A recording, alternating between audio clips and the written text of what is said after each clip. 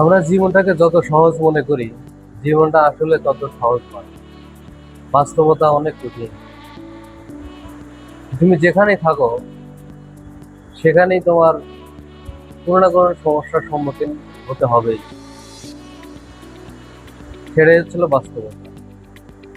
মনে করলে তুমি আজকে স্বপ্নে আঁকলা যে আজকে আমি এটা করব, আমি বাড়ি যাই এটা করব, সেটা করব, 10 তলা বিল্ডিং দিয়ে ফেলাবো, অমুক বড় বিজনেস করে ফেলাবো।